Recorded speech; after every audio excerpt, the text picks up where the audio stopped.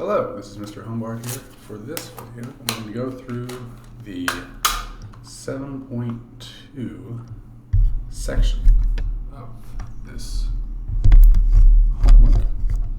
So, for this section, we have, for number one, impulse problem, where it gives us the impulse. Remember, impulse is I equals change in momentum, which equals P final minus P initial. I'm doing this because it gives us the impulse of 14.5, literally tells us an impulse of 14.5 kilograms centimeters per second is delivered to an object whose initial momentum is that, and then it says the initial momentum is in the same direction as the impulse. We want the final momentum, so we want P final. So I plug in my values. I don't have P final, I have P initial though, 4.1, and now I can just solve that. 14.5 equals P final minus 4.1, and then I have to add here 4.1 to both sides, because I gotta cancel out that negative, and I want to solve for just that, and I should get 18.6 exactly. And that is a momentum, so kilograms meters over second, if you were doing this on paper. Right. So for number two, this problem's about a baseball player with some mass. This has a little baseball. He throws it with some initial velocity. It's thrown. The bat exerts this force, F, for this time frame, change in t. We want the final speed, or V final, of the ball. So, well, we know the impulse formula is I equals F times change in t, and of course that's equal to the change in momentum. But change in momentum is P final minus P initial, and P final is M times V final minus M times V initial. Same thing, when we factor out that, we should get that F times change in T equals M V final minus V initial. So that's what we want, because we have everything but V final. That's what we're trying to solve for. So then I just plug everything in, and I'll plug everything in up here. So, up here, plug things in, we have a force negative 7,105. We have a time 0.00111. That equals some mass 9.068 times V final minus whatever V initial is, which is 46.0. That's just an arrow there. So once we do this, to solve this out, we have to simplify the left-hand side. Negative 715 times 0.001. We should get this 655 equals 9.068. And 0.0 is the same as just 46. So here, the easiest way to do this would be to divide here. I would divide out this one to both sides, because this is a multiplication between these two. And I think dividing here would be the easiest way. So once we do that, divide by 9.068. Should get, now put it down here.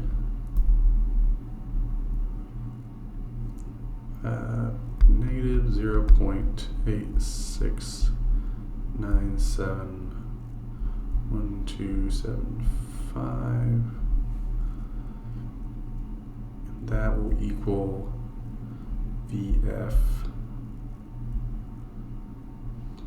minus 46. Let me add 46 to both sides, and that should give us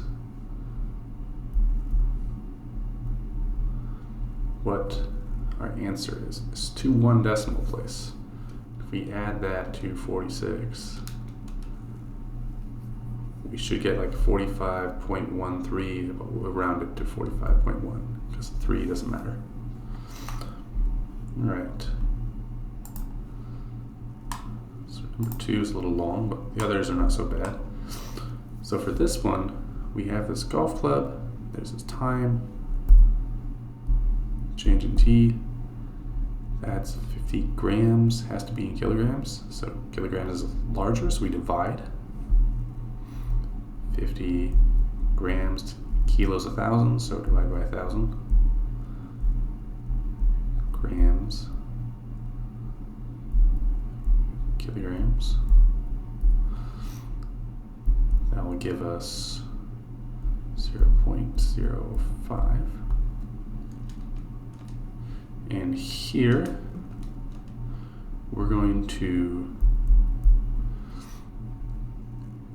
we have a initial, or it says it requires a speed, so this is actually going to be the change in V. And we need the magnitude of the force, so we know that impulse equals F times change in T. We also know that impulse is the change in P, or mass times change in V. So it looks like we need F times change in T equals mass times change in V. And then we can solve for F. F is the mass times the change in V over the change in T. Or you could just remember F equals change in momentum over change in time. So I'm plugging my answer here. I should get 0.05 times 70 over my time is 0.0012. So 0.0105 times 70 divided by 0.002 should get like 2916.6 repeating, but we round this to a whole number, so this is greater than 5, so we round that up to 2917. Alright, so for number 4, we have this 0.77 kilogram croquet ball initially at rest in the grass, so V initial is 0, and that's our mass. When the ball is stuck with this other mallet, this average force, we have a force given, is 289, and if the ball's speed after being struck, we have our V final. We want to know the time the mallet, or how long, so that's the time the mallet was in contact with the ball. So this is the same equation we used above, m times change in V, because that's impulse equals I, or change in V. And so we want F, our force, 289 times change in T equals, we want M, so 0.77 times 5.1 minus 0.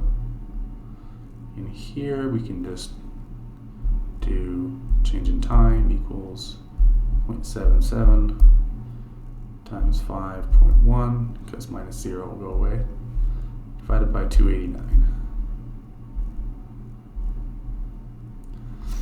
Get my answer, times 5.1 divided by 289, and it's like